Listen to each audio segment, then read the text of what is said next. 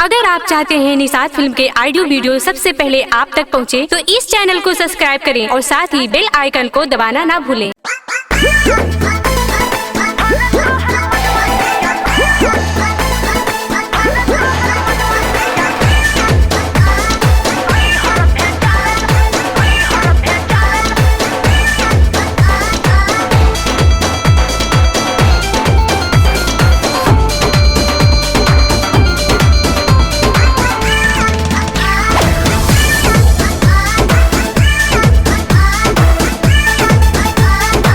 गोरी हो मन के मना लो ना, चढ़ल जवानी के संभालो ना।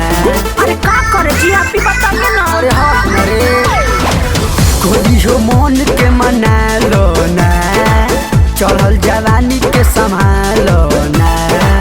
कौन सौतनिया संगे चक्कर चलावेला, कौन सौतनिया संगे चक्कर चलावेला।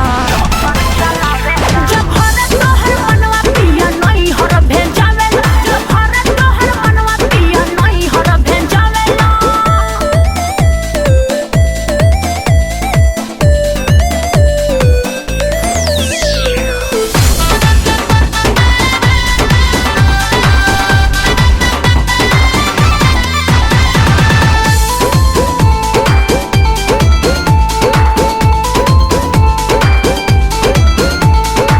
रोज बहलावेला बोली झूठी बात हो, जानतन पिया तोहर सब करमात हो।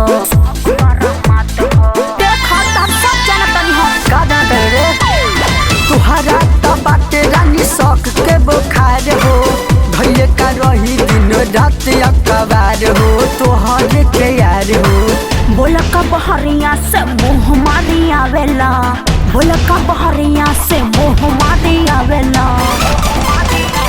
जब हरे तोहर मनवा पिया नहीं हर भेजावेला, जब हरे तोहर मनवा पिया नहीं हर भेजावेला।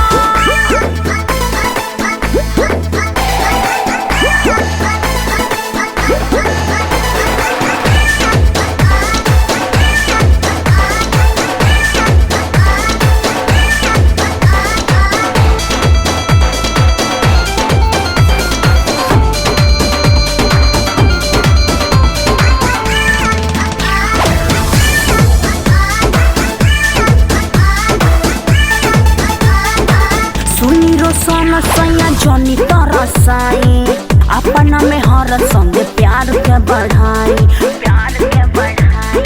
घरे के सामान के ध्यान लेके बाहर भागतानी। अच्छा, तोहरे में जान मोरी बसल परान हो, तू ही सिखवलू मोहब्बत के ज्ञान हो, मोहब्बत के ज्ञान हो। पाठक प्रिंस जैसा प्यार ना लुटावेला, पाठक प्रिंस जैसा प्यार ना लुटावेला।